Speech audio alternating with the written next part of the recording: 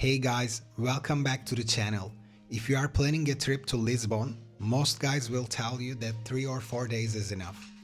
And for most people, that's correct. But after visiting Lisbon 6 times, here is a slower version that actually makes you feel connected to the city.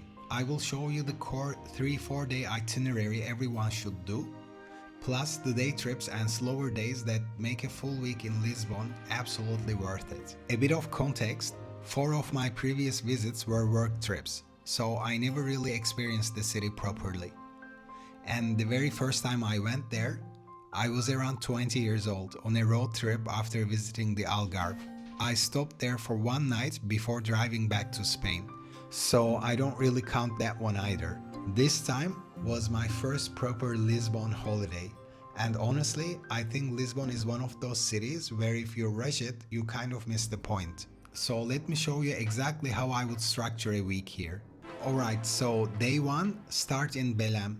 It's about 15 to 20 minutes from the city center, and it's a relaxed and scenic way to ease into the city.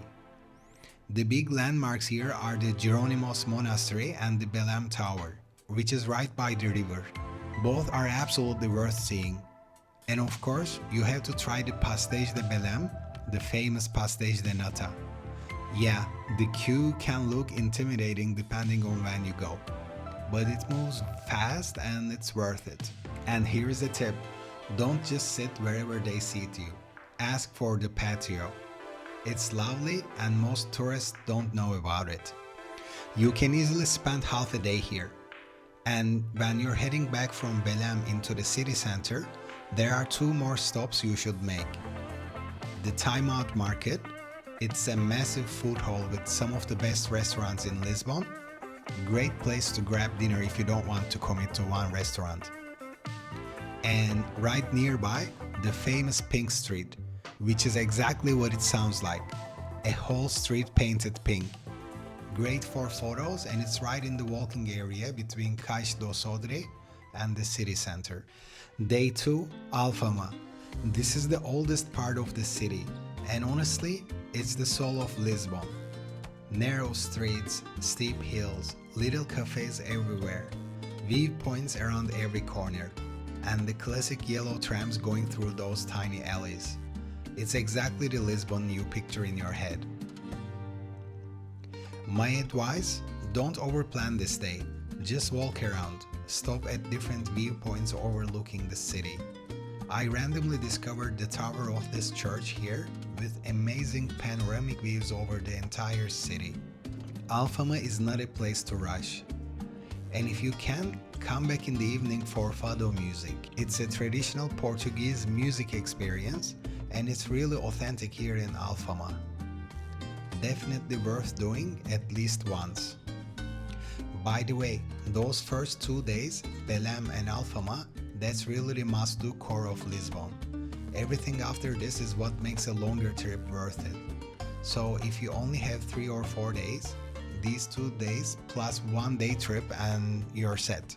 But let me show you what the rest of the week looks like. Alright, day 3, Sintra. This is a must-do day trip from Lisbon. It's about 40 minutes by train heading north from the city. And the atmosphere is completely different from Lisbon. Cooler weather, more greenery, forests and hills like in Lisbon too. But it almost feels magical. I actually hiked from the town up to Pena Palace area. It took almost an hour, but I really enjoyed the walk. If you don't want to walk all the way up or if mobility is an issue, you can also take bus 434 up to Pena Palace and the Moorish Castle. Pena Palace is the famous colorful one you've probably seen in photos. I left that for another visit, and as I was already tired by the time I climbed all the way up, I decided to visit the Moorish Castle instead. Walking along those castle walls with panoramic views, that was honestly one of the highlights of the entire week. Absolutely worth it. I think I paid 12 euros to enter the castle. Quick tip, if you're doing Sintra, go early. It can get really busy, and wear comfortable shoes because even with the bus, there is a lot of walking on uneven ground. If you're finding this useful, hit subscribe. I share travel guides like this along with content about the hybrid lifestyle between countries. Now, let me show you my favorite day of the trip. Day 4, Cascais. This became one of my favorite days of the trip. It's another easy day trip from Lisbon, about 40 minutes by train from the city center. And here's a tip that sounds small but really makes a difference. Try to sit on the left side of the train. The ocean views on the way there are beautiful. Cascais is a relaxed coastal town with amazing ocean views. There is a free museum, Museo de la Villa, at the town hall that gives you a nice overview of Cascais history. And there is a machine inside where you can take your picture with different Cascais backgrounds and email it to yourself for free, which is a fun little souvenir. After the museum, we walked by the marina and then along the coastline. There are beautiful walking and hiking paths with ocean views the entire time. You can easily spend a full relaxed day there. Plenty of great cafes and restaurants.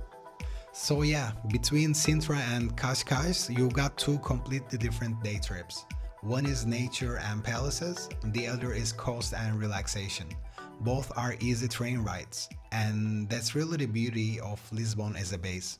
Alright, so if you're doing a full week, days 5, 6 and 7 are where it gets really nice.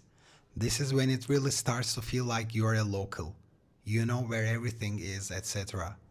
Day 5, I spent in the more upscale shopping areas of Lisbon. Beautiful squares and streets. Even if you're not shopping at the high-end places, and I wasn't, it's a nice area to explore because everything feels elegant and relaxed.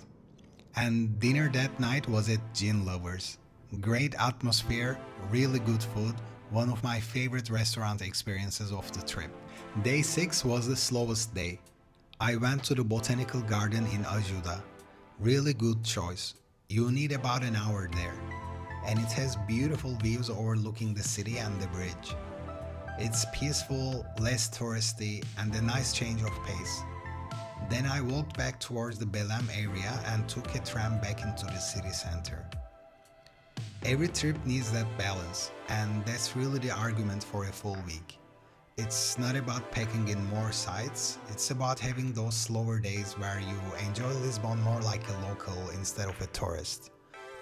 Also, you could head over to Almada, which I didn't during this trip because I had been there before.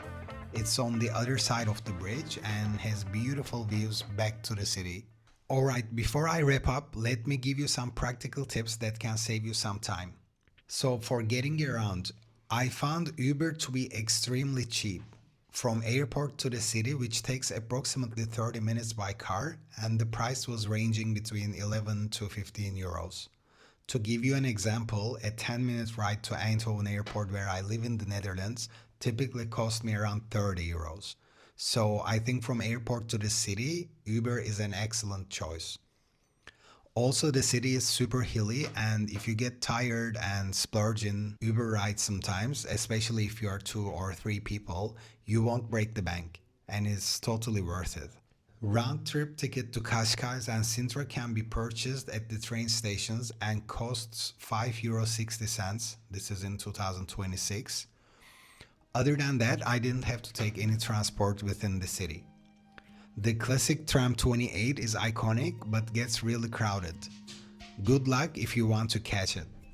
I just took pictures and videos of it. Walking is great, but Lisbon is hilly. Wear comfortable shoes with good grip. The cobblestones get slippery, especially when wet. So be careful if it is raining. And finally, eat lots of pastel de nata and bacalhau along the way. Where to stay? I found hotels to be on the expensive side in Lisbon. It's just not a budget-friendly destination anymore. We stayed in Bairro Alto, which was a great base. You can walk everywhere, and it is 5 to 10 minutes from both Rossio station for Sintra and Cais do Sodré for Cascais. For food, here are a few restaurant recommendations that you can pause and take a note of. Do 3-4 days if you are city hopping through Portugal, you just want to see the highlights, or you are the type who likes to pack a lot into each day. In that case, you can even do in 2 days. Belém, Alfama and 1-day trip, either Sintra or Cascais, then you will have seen the best of Lisbon. Do a full week if you work remotely and want to use Lisbon as a base. You enjoy a slower pace, or you want to actually experience the city rather than just check off landmarks. The extra days let you do both day trips and have those slower cafe and wandering days, and eat your way through the city without rushing. You would actually get to live in Lisbon for a week, and I think that's worth doing at least once. Okay, that's my take on spending a week in Lisbon. If you have any questions about any of the places I mentioned, just let me know in the comments. I'll be happy to help. If you have any further recommendations for me and the viewers, also leave them in the comments please. I would appreciate them. And if you found this useful, subscribe to the channel. I share content about living between countries, slow travel, and making a hybrid lifestyle work. More content like this coming soon. Thanks for watching, and I hope you have a great day. Cheers!